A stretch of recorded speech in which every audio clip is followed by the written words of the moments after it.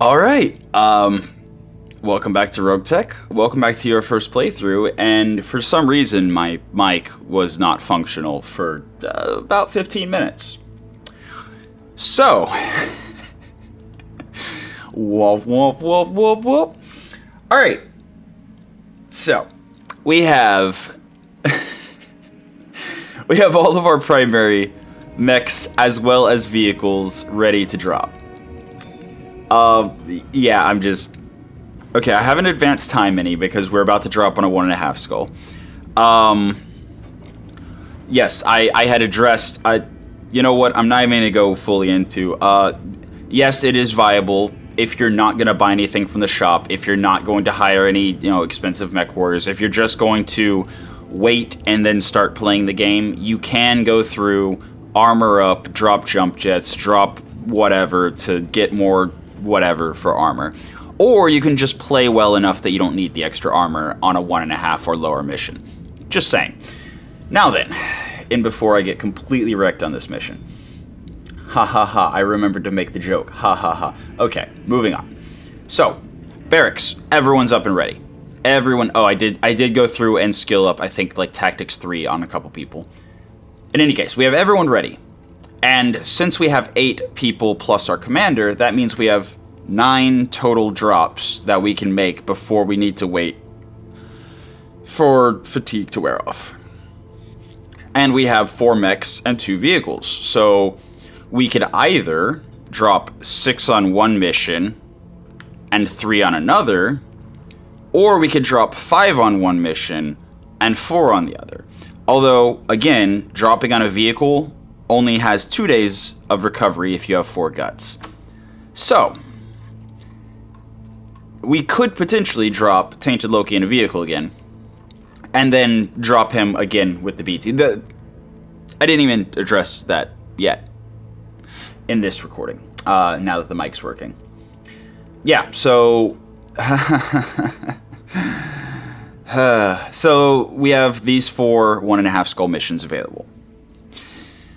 We have Defend Base, where we have not only allies in the form of the vehicles that are going to the command point, we also have turrets once they get there, and we also have buildings, all to soak fire for us and to help us kill things. Target acquisition can go very wrong, very fast. It's the riskiest of the potential options we have at hand. And until our Mechwarriors are more proficient, and until our mechs are higher quality, I would very heavily caution against target acquisition. Especially if you don't make it in time to either the points or the evac, in which case that kill lance is going to one-shot everything. Kill team, whatever. Recovery, completely viable, run in, grab place, get out. However, the payout is very low, and if you're not destroying things, then the 627 max salvage doesn't matter. So yeah, the plan that I decided on, based on the information, which I think I touched the important things, again, 15 minutes with the mic, non-functional. So, if I missed anything and you have question, drop it in the comments. Yeah. So, we have 1.5 skull Defend Base. We have turrets helping us. We have the initial vehicles or mechs that are going to trigger the turrets that are helping us. We have buildings soaking damage for us. We don't need as much skill on this mission. Whereas the 1.5 escort, everything's broken down. We fight one wave. We fight one wave. We fight one wave. But if there is no blocking force, we don't fight them. Then we fight the one team while we're escorting, and then if we can't fight the final team, once the vehicles are whisked away, we may be able to just evac. So we're going to start with the escort. We're going to see how much damage we take, and we're going to drop in the Defend Base. Alternatively, so the idea that I was originally going with was we drop A team on escort. If we don't take too much damage, we drop B team on Defend Base. But now that I think about it, It's a good thing my mic wasn't working, because I was about to commit to that. We could drop B team first, because we're less likely to take significant damage on the defend base mission than we are on the escort mission. So let's do that. Yeah, we're going to drop... oh, they're also both against planetary governments, so we don't have to worry about super blah, blah, blah, blah, blah, blah. I think I already... Did I already go in depth into, like, why planetary government is the biggest wild card, but even if they do have one really, really advanced mech, that the rest of the team's probably garbage, so it's not really a big deal? In which case, it's just loot pinata? I don't know if I had already gone over that, but if I didn't, then there's the TLDR. So, payment salvage. This is the type of breakup, or the type of breakdown, rather, where the C-bill payments are always consistent. You can see we get about 263,000 per tick. So, 147, 207... 945. It's very much the same. Each notch is the same exact C-bill payout.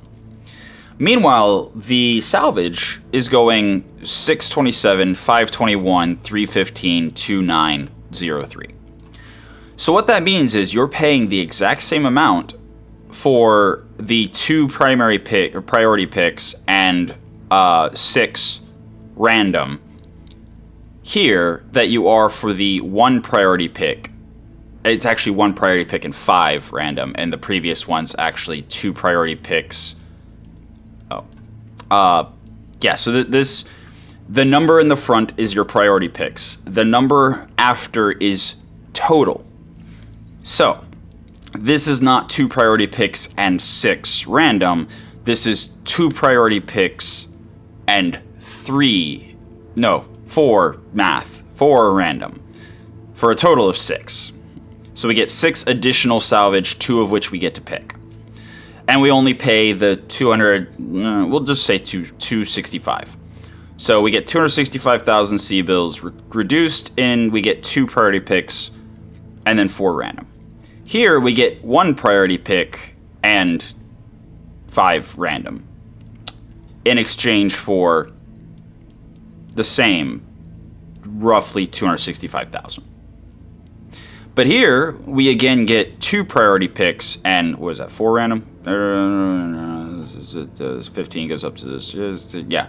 So 2 priority picks, 4 random, for the same exact 265,000 or whatever. Whereas if we go all in, we're again paying 265,000, but we're getting 1 priority pick and 4 random. 5 random. Math. So, in a mission with a breakdown like that, it is always best to either go 521 or 29. Just so you're not paying excessively for a single priority pick. It makes each priority pick more valuable, or cost less, essentially, if you go for one of those 2 breakpoints. Now, since we're against planetary government, and it's a 1.5 skull mission, there is merit to going for 1.2 million C-bills, which is about 3 financial reports. A little bit less, but very close to 3 financial reports. However, if the planetary government, if the RNG is kind, and they give us something really juicy, a nice loot pinata, that 521 is going to be glorious. And at the beginning of a playthrough, when you have essentially nothing to refit with in your mech bay, I would even be happy getting just bog standard large lasers, AC5s, etc., etc. I'd be happy with that. And I'm very likely to get at least 5 of whatevers playing on a defend base where there's, again, the vanguard and then the reinforcements that drop in.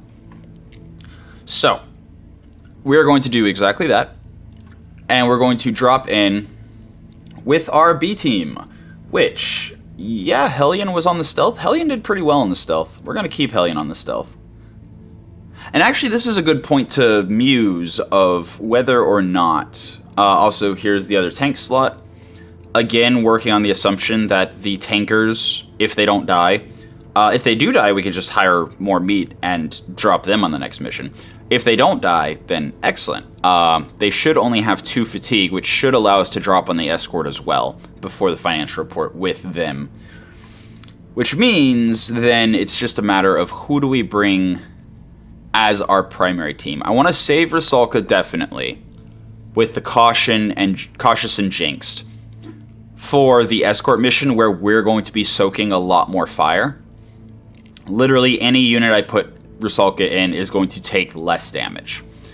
And since there's so much allied metal on the board to soak damage for us, I feel like it's better used on the escort rather than on the defend base. Because yes, we're, after the financial report, going to want to drop on more missions. So the less damage a mech takes with Rusalka in it, the lower the refit and repair time is going to be, and the more we can get done in the meantime.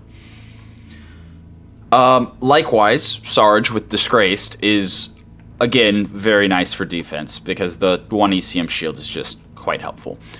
So we're definitely going to drop Rusalka and Sarge on the escort mission. But again, everyone is kind of close enough together that I think I'm going to kind of fudge the line between A team and B team until we get more into it. I did really like Braver on the Locust being able to fire the machine guns all in with no recoil. So I think we're going to keep doing exactly that there. Tainted Loki, again, we know for a fact whenever he drops in the Chaucer, it's only 2 days of fatigue. So that's why I'm going to leave him there, period. We need to pick somebody else, and we actually don't have that many people. Oh, there we go, Horik. Horik can pilot vehicles. Horik is definitely B team. There we go. And we can't even drop the assassin anyway, so it also lines up very well with the affinity of he's not able to drop in the mech he has the 1 affinity for. And then we bring the Bushwhacker and the Phoenix Hawk, and here, Narf, we're going to save. I want to try this reinforcement mech drop on the escort mission specifically. That's going to be interesting. I think we're also going to save Scion for the escort, in part because of the increased resolve generation. So we can potentially, again, since the Bushwhacker's more likely to take shots on the escort mission than the defend base, I would rather be able to vigilance on an escort where I'm potentially getting shot, maybe even after the Bushwhacker's armor is getting a little low. So we're definitely going to drop those 2 and Rusalka and Sarge. Okay, and then we run into the problem. Again, we only have 9 Mechwarriors total. 8 berths plus commander. And we want to drop 6, have the 2 people in the vehicles hopefully be available for the escort as well, and then drop them again. Huldra also dropped in the stealth whenever previously dropped. So here we get to the point where we're kind of fudging things between A team and B team and where we want to drop who with what. I think the solution is to drop Scion in both missions. I think getting Scion, A, 2 more affinity on the Bushwhacker. B, risking injury on our commander is not as dangerous as anyone else because your commander has plot armor. No matter what you do to him, your commander will never die.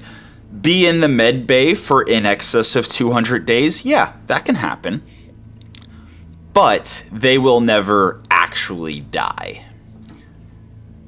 So, I'm willing to drop Scion while injured. I'm not injured, while fatigued into the escort mission. Although again, if I'm dropping Scion fatigued, that means that the stats that we're bringing to bear in that mission will be significantly reduced. And that brings me back to I would rather have the higher efficiency and better loadout specifically in the escort over the defend base.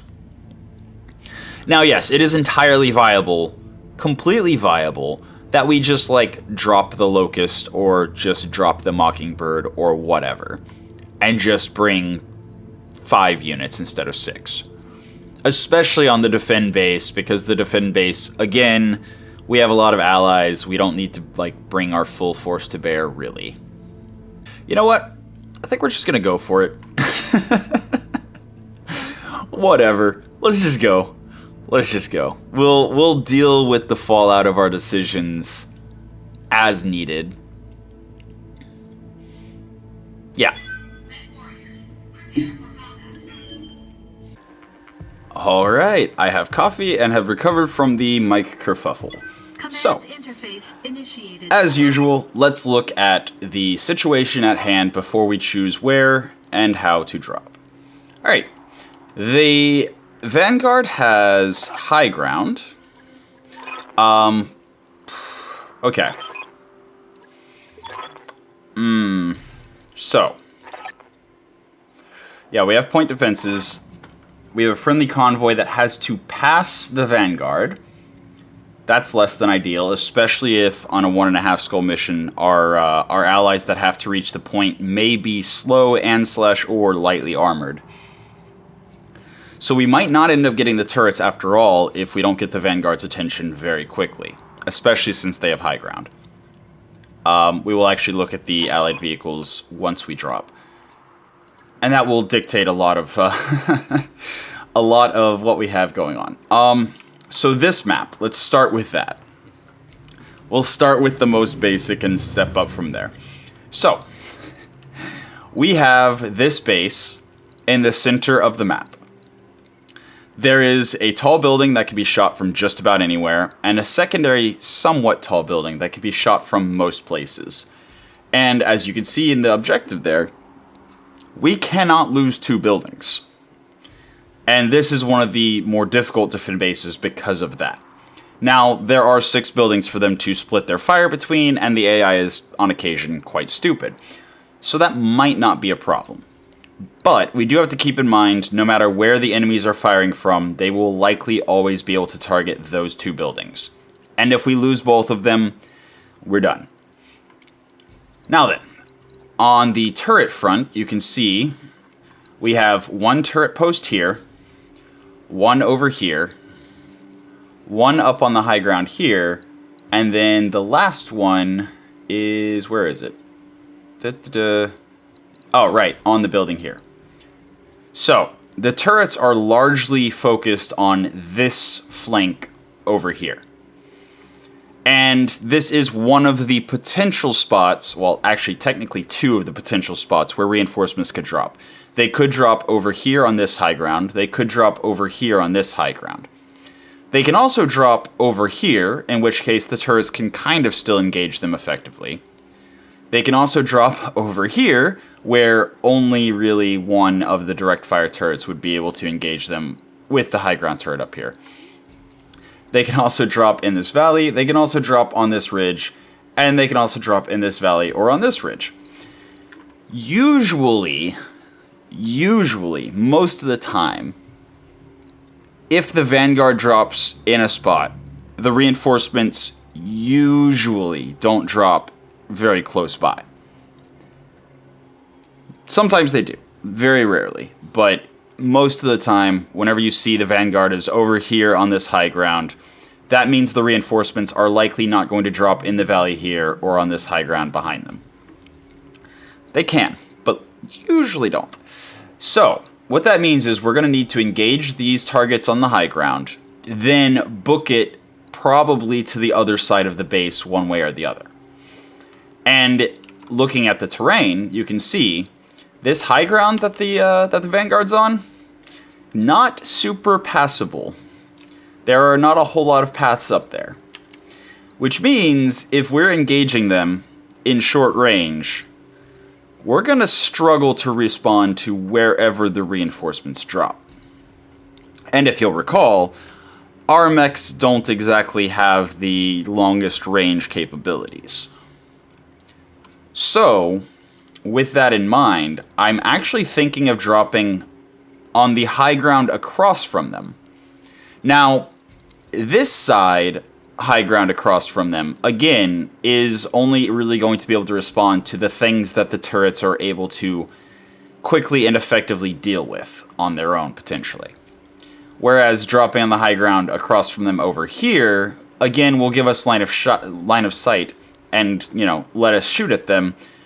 But A, we wouldn't be really guarding our convoy very well, and B, that's a bit further away than the high ground we could shoot from over there. And since we have, you know, shorter range weapons, we kind of need to be somewhat close.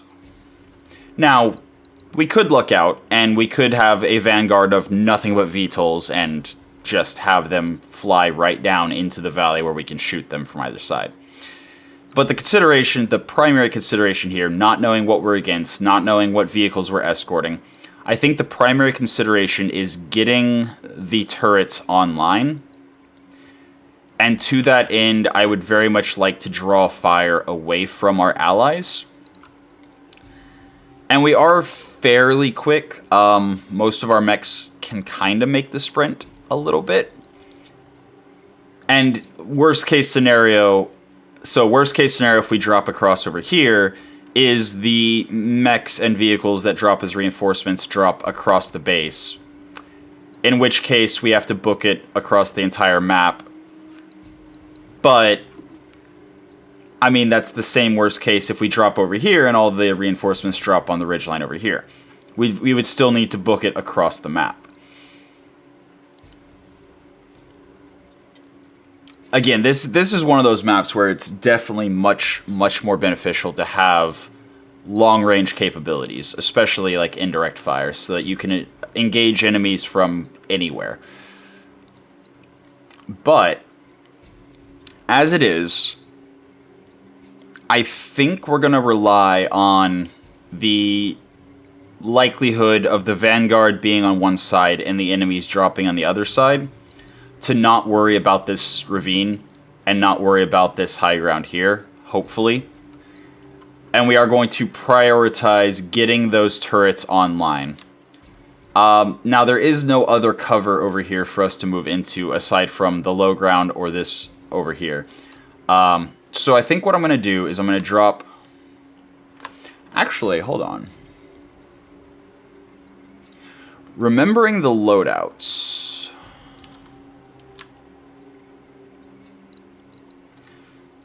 Is this a thing we can do? It is a thing we can do. Alright. Our Bushwhacker. Not the fastest. Pretty good range. Our Stealth is short range and melee. Our Phoenix Hawk... Actually, it's been a minute since I recorded last, so I'm not recalling exactly what our Phoenix Hawk has. I know our Bushwhacker has large laser... enhanced LRM, like it's solid on long range. I think the Phoenix Hawk... Well, the Phoenix Hawk and the Stealth both have masks, I believe. So I'm going to drop them over here with the understanding that I will be able to kick the mask on and run really fast. Likewise, the Locust, very quick. Very, very quick. Actually going to drop it here with the hopes of running over into this patch of grass, or foliage. And then the Chasseur actually has the AC-5, which is fairly respectable range, also is not going to be affected by the rough terrain. And then the VTOL, likewise, doesn't care about anything, really. So we're going to drop like that. We're going to drop all over the place. And we're going to hope that we can get something done. Alright, Phoenix 1KC, Locust 7V, a Flea 14N, and a Firestarter OC. Okay, so the OC Firestarter, the Firestarter 9 OC, is an Omni Firestarter. which I believe is also higher tonnage.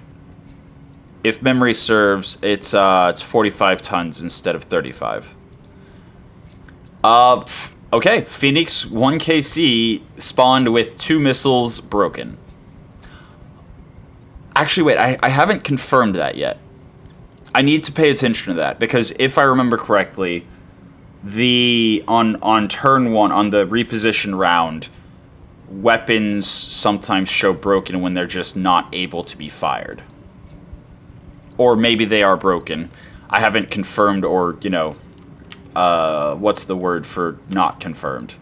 In any case, we do have a Prowler MTV support, pair of medium lasers, LRM-15, SRM-4, 590 armor, beautiful, 55 tonner. Sleipnir, 600 armor, medium laser, double machine gun, beautiful. Those are very likely to make it through to the capture point without exploding. Good to go. So, I think, based on what I'm seeing, yeah, I think I'm going to try to take up this position in cover with the Bushwhacker. Going turbo. Now, hopefully I have initiative on them again next round, because so far only the Flea has acted. But, if possible, I would love to get into cover before they start shooting at the Bushwhacker. Commander. The Bushwhacker, again, is our, you know, best mech right now, so having it available for the next mission is very helpful. And while we can't make it to cover in the reposition round, we can... I mean, we could actually... yeah, let's get the 8 evasion. Affirmative. The stealth is largely punchy, so we're not going to be able to do a massive amount until the reinforcements drop, and we might be able to get, you know, something done there. 7 cover braced, even though it's the Locust, and I've been over this before with the, you know, 40% damage reduction doesn't matter too terribly much if one hit kills you. That said, yeah, no, we're gonna excuse me. We're gonna go for the 8 evasion and cover, because the extra 2 difficulty to hit for being in a forest, in addition to not lining up for stray shots, is I think ideal here. I think that is far preferable to having the extra 20% damage reduction. All right, yeah, there goes the Sleipnir halfway to the point before anyone can even shoot.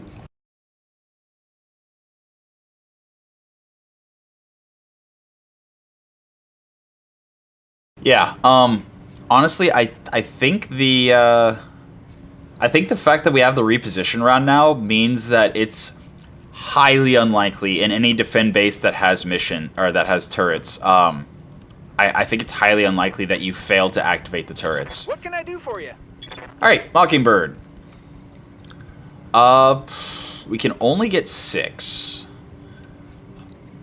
Obviously, VTOLs do not benefit from forests. I hope that doesn't need to be explicitly said, but they do benefit from high ground. So we're going to stick to the high ground, kind of swing out to the flank a little bit. It's actually less maneuverable than I expected it to be, but that's fine. With the elevation bonus, we should be, even with 6 evasion, we should be relatively safe. What do you need? Alright, then we get our Phoenix Hawk, which has large pulse laser. Okay, yeah, so I was right. It's mostly short range. And the Phoenix Hawk, I think I am actually going to move and brace. Am I? The extra 2 evasion doesn't really get us in any better of a position. And, right... No, it's definitely 4 in cover. But again, being in a forest is 2 evasion, effectively. So I am going to move and brace there. 40% damage reduction, effectively 6 evasion. I think that's the best defensive move we can make. Alright. Reposition round is... Oh, right. Chaucer. Yeah. Again, Chaucer doesn't care about rough terrain. There's no reason... Jeez. Throat's catching a lot today. There's no reason to care about rough terrain because it's a vehicle, doesn't take stability damage, and there's no reason to move instead of sprint because you can't brace in a tank. Looking out. So we're just gonna get 6 evasion, try to get in position to shoot things next round. And then here is the Prowler, also making good headway towards the capture point. Turn 20. Okay. Yeah, that's initiative variation there. But he's doing... Oh, all he has is a medium laser. He couldn't get in position to actually get a decent hit chance. And we also have very good sensors before we activate anyone. LRM-10 Longfire. That's a very long-range pair of weapons. But it's paired with a pair of flamers and a small laser. So either we undercut the Longfire LRMs, which is very easy to do. They have an insanely long minimum range. But if we undercut the Longfire LRMs, then we're just dealing with a small laser and a pair of flamers. In a desert, we need to be careful with, I believe the Locust is the only mech we have that's actually running single heat sinks. So we do have to be careful with that, but for the most part, yeah, I'm not super worried about it. The Phoenix, indeed, the SRM-2s are broken. So all it is an AC-5, which hilariously is basically just a Chasseur with more structure. That's great. And then we have the Locust that has a pair of mag shots and a medium X pulse. So the mag shot cannon, very similar to mag shots, increased crit chance, fairly decent range, not much else to say. But the medium X pulse is a 45 damage pinpoint that benefits from the increased accuracy and evasion ignore of the pulse technology. I hear ya. So, with that all known and understood, there we go. That's more what I was expecting from the Mockingbird. We're gonna go in. We're gonna get 9 evasion, and we're gonna try to do something about this Locust. In hindsight, so based on the initiative order, we are acting turn 16, they're acting turn 16. Then we're acting again turn 14. So we'll either be able to activate the Locust or the Phoenix Hawk to follow up on this. I honestly probably should have waited for this Locust to actually take another turn, but it is definitely the scariest thing on the board right now. So we're gonna do exactly that, just full on everything, all in Alpha Strike. Alpha Strike. Wow. Okay. I've got multiple weapons with no ammo. Yep, those bombs went very wide. So here's the fire starter. Again, part of the... Ooh, that's not good. He's already focusing one of the small buildings. That's not good. But one of the reasons I went in immediately on the Locust was in part because the Mockingbird gained 3 evasion in doing so, and in part because if I can take that Locust down, that is a major relief. But we're only going to be able to activate with one of these before the Locust takes its turn. Do we actually know? No, we don't. We definitely don't. Not with that sensor roll. What's up, boss? How about with Braver's sensor roll? No, definitely not. If we can drop him to the ground by destroying a leg, then we will definitely get an accuracy bonus, and he will also lose initiative, so we'll be able to act with Braver first. Or, if we shoot him in the back, we can't get unobstructed because there's the rock formation right there. But even with obstructed line of fire, obstructed line of sight, we're only shooting the pulse laser though. Yeah, that's the range issue I was talking about. Like, yes, we could shoot just the large pulse laser, but even if we hit the same location, we would have to hit the same location with all 3 pulses to actually take the Locust down. Okay, that makes things a little trickier. I mean, our hit chance on the flea is garbage. Our hit chance on everything's garbage. I'm pretty sure we have no sensors.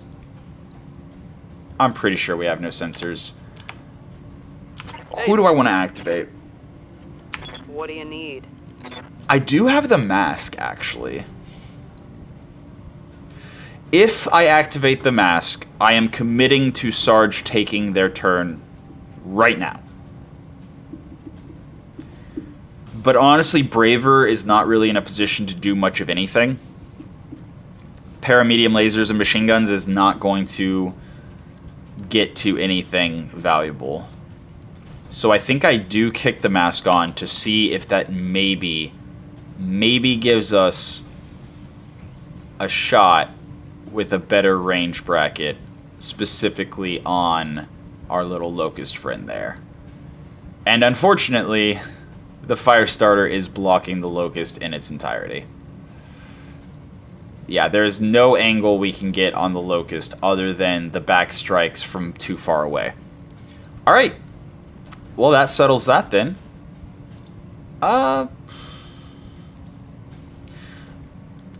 Those LRMs are actually very dangerous for the structures specifically. But our hit chance is garbage. Our hit chance is absolute garbage. So I'm actually going to go with the defensive sprint here. Do I actually need the mask to get into that forest? Yes, I do. Alright. Mask on. 8 evasion. And cover. I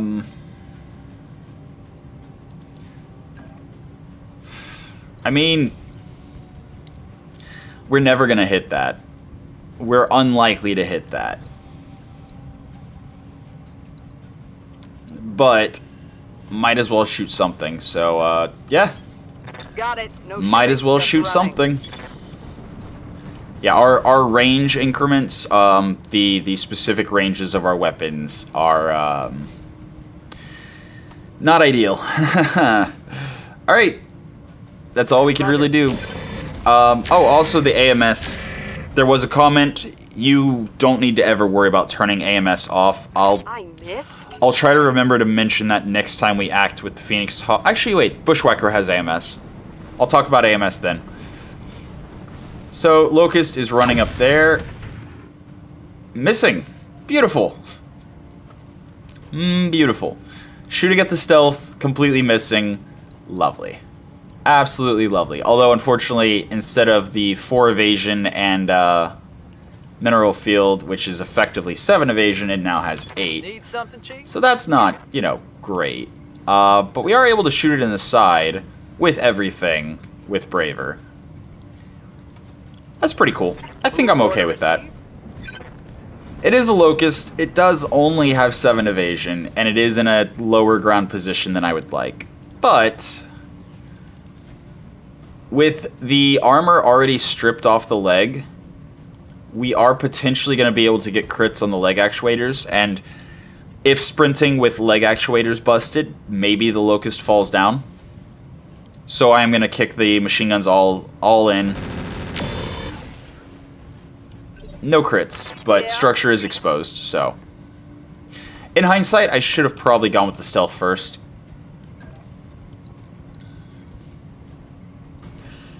And here, again, if we push in like so, we do get the, you know, everything firing. Or we could push in here and have better hit chance. Partially due to the elevation, partially due to the, you know, the move instead of sprint. I think that's a play. Even though we're standing right next to our Locust and just asking to be stray shot, they've all, except for the busted Phoenix, they've all already gone. So I think hitting shots is more valuable right now than getting evasion. And there's the turrets turning on. Lovely. Hey, they even shot the Firestarter. Lovely. Lovely, lovely. And now we'll check out what kind of turrets we have. Oh, shooting at the stealth. Did not hit the Locust with a stray shot. Happy to see that. What can I do for you? Okay. So I need to talk about the AMS, but let's also look at what turrets we have on our side. Light Shredder turret, already missing 35 structure. That's fine. Turrets usually go down to crits before they go down to losing all their structures, so as long as it's not missing armor, it's about the same. However, those are SRM6s on the base directly. They're going to be firing at max range at best the entire time. Thumper artillery. Okay. Now's a good time to talk about artillery. So, with artillery, whenever an artillery piece is fired, whether it be mortars or a thumper or any other artillery, you pick a target or a target hex or area or whatever, and a calculation is made as the artillery fires to see how much it drifts off from the designated position or target. And then when it lands, usually it does massive AoE damage. Obviously, the bigger and heavier the artillery, the bigger the area and the more massive the damage. So, because of this thumper turret, we do not ever want to get anywhere close to any enemies ever. Because if that thumper misses an enemy that it's shooting at, and it drifts, for example, dead onto our locust, we might lose the locust to one thumper shot. Not incredibly likely to happen, but it is a consideration. There's two thumpers. Okay, there are two thumper turrets. The good news is that thumpers have extreme crazy range and do not need direct line of sight. So they will be able to engage the enemy reinforcements and the vanguard no matter where they are at any point during the mission. We just need to make sure we do not get too close to any enemy ever, especially with the locust. And then we have a light standard turret with a busted medium laser and machine gun, but its primary weapon, the large laser, is intact. So that's less than helpful. Also, the high ground did not generate a turret. So we got the two building turrets rather, or the two like direct inside the base turrets rather than the high ground turret, which would have been more beneficial. But it's fine. So this light standard turret, especially if it's actually able to get a shot on the vanguard at all, might stray shot the buildings. That's a thing that can happen. Also, if the enemies get inside the base or close to the base, the thumper artillery turrets can also destroy the base. I hear ya. So, that's less than ideal. But, we're going to continue on. Double time. And we're going to talk about AMS for a second. So, the AMS. The ammo, just like any other weapon that has ammo, if you have multiple types, you can cycle between them to adjust what the ammo effect is, what the jam chance is, etc. And then the mode here. Lance means that any missile flying through the space controlled by the Bushwhacker's AMS will be shot at and potentially intercepted by the AMS. Off is the way that you actually disable the AMS if you don't want it to shoot. So again, enabling and disabling the button does nothing. Switching the mode to off turns it off and saves ammo, prevents jams, etc. And then solo means, as you might expect, it only intercepts missiles targeted at this particular mech, which can be very helpful whenever you have a lot of enemies with missiles, and in a situation very much like this one, where we plan on dropping the Bushwhacker immediately on another mission, protecting the Bushwhacker is the highest priority over protecting the rest of the Lance or even the objectives. However, since the only missiles that are functional right now are the LRMs on the one mech, there's no reason to not have it set to Lance at all. I don't know if Future Me edited it out or not, but I spent a minute trying to remember where this pop-up was. So this tooltip on the left, the ammunition box and what the ammo does, you get that by hovering the ammo count. Now be very careful, because I think it's shift-click jettisons the ammo. So keep your hand away from the keyboard when you're hovering the ammo to look at what the ammo does. Now, it used to be, and there may still be some AMS where you can actually shoot it as a machine gun. I'm going to assume some kind of pirate AMS, probably. But they seem to have removed that functionality, which is fine. It just gave AMS a use when there were no missiles to shoot down. But now that AMS has been buffed to always be able to intercept for the lance, yada yada yada, you don't have to worry about enabling it or disabling it. Having it enabled while shooting at somebody does nothing. That's the key takeaway here. And while we do have a shot on the Locust, it's not a very good shot. Like, I am very much more interested, I think, in taking down the Firestarter. That hit chance is just so much better. And as before, I'm gonna kind of rearrange the weapon grouping a little bit and fire away. Unfortunate. Yeah. That was actually a pretty good overview of when you get further and further away, it takes longer and longer for missiles to reach the target, and yeah, ballistics travel much faster. Good to go. Any case, we do still have the Chasseur. We could move for highest accuracy, and that is a 35.7, but without having taken any other meaningful damage, the AC-10 is not going to do much to the Firestarter. However, if it hits the Locust, that's going to be devastating. And if we sprint into the forest, our hit chance drops to 14.7.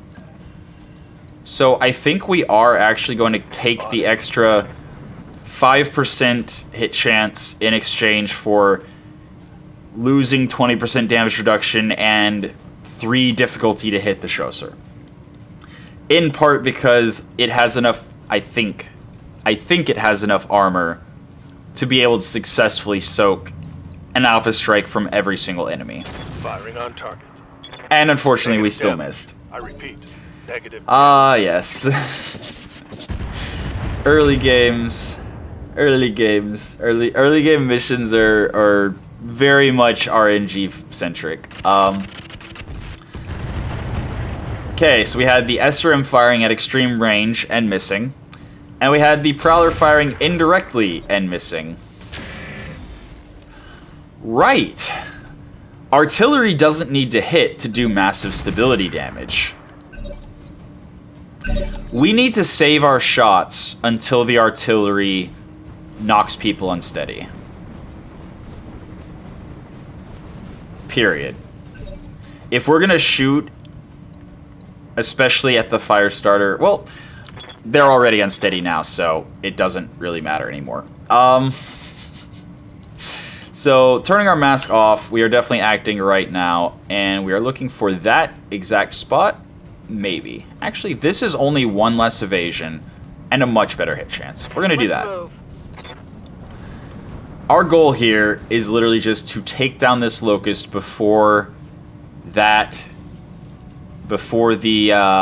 X-Pulse laser hits. Because again, it is the scariest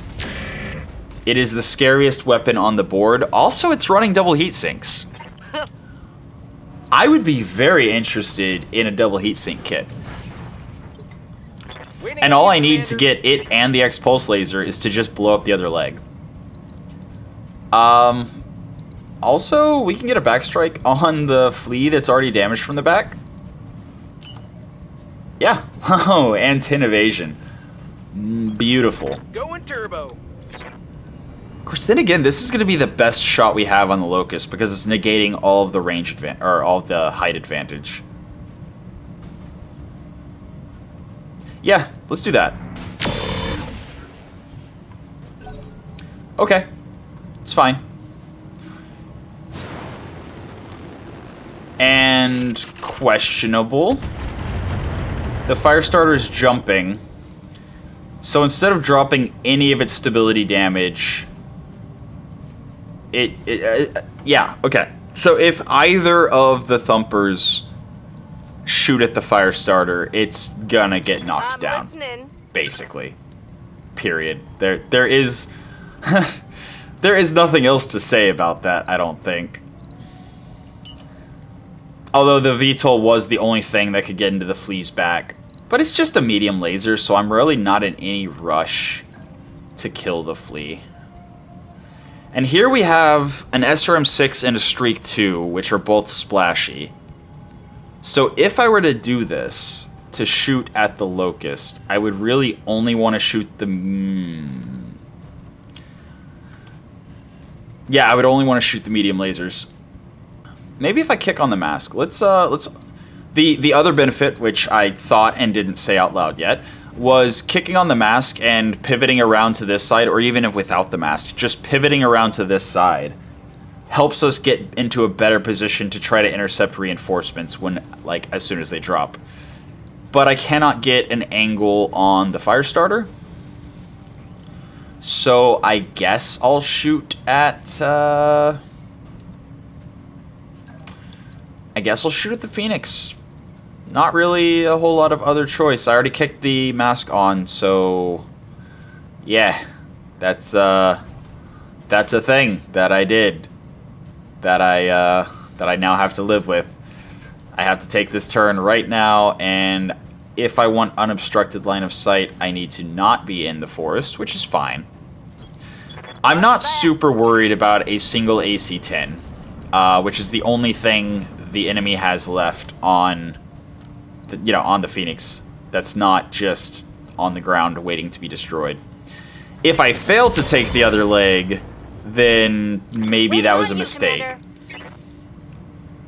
And I'm definitely not going to use the...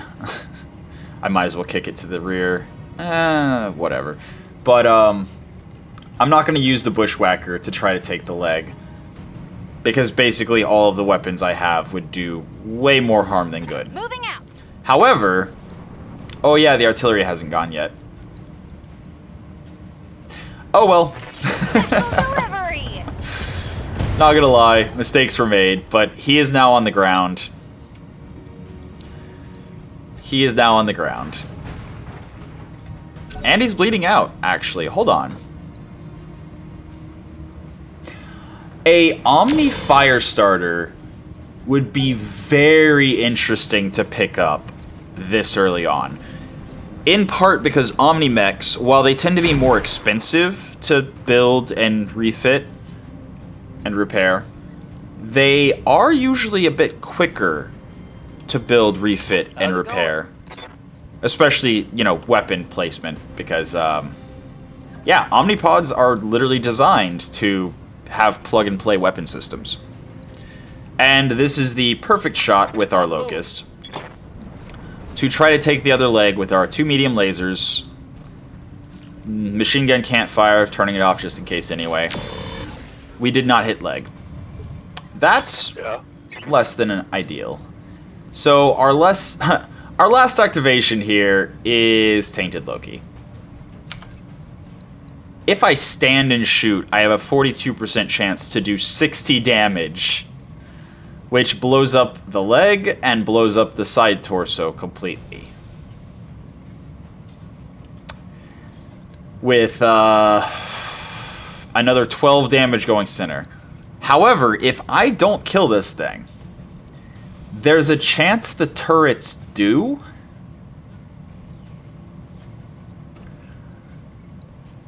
And I really want the chance at that double heatsink kit at least. No luck. And we missed anyway. Alright, allies, what you gonna do? An engine crit and he's bleeding out? Okay, he's stressed. That was a direct shot with the artillery, which is why it completely missed and did nothing. And now the Locust is standing up against all odds.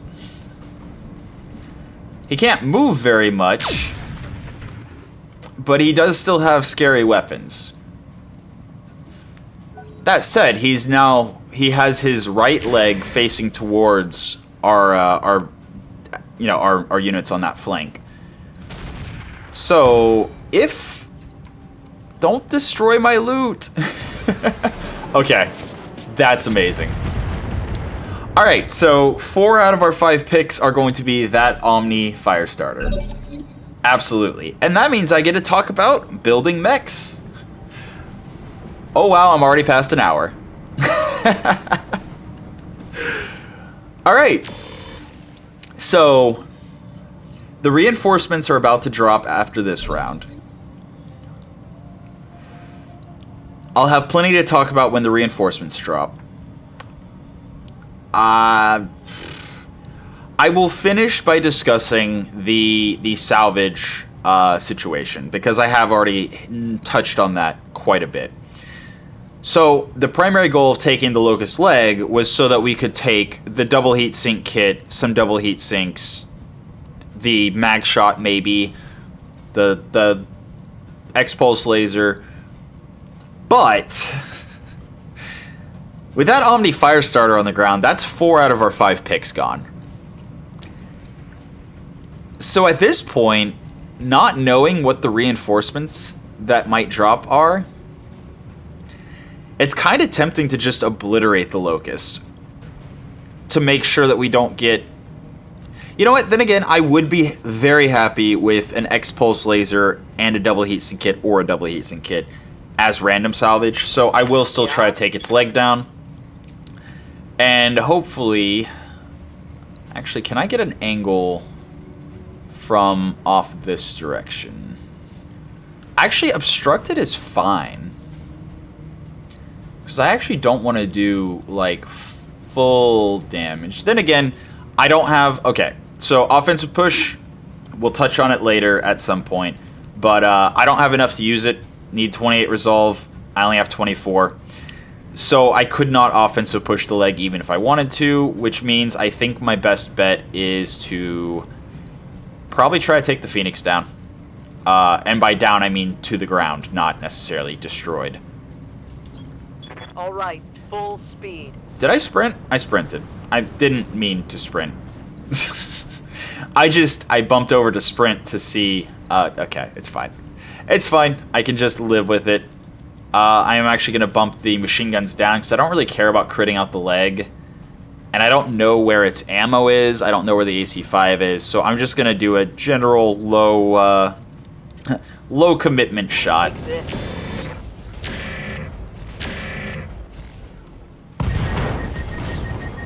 Well, that's interesting. His SRMs were destroyed, but he did not jettison the ammo.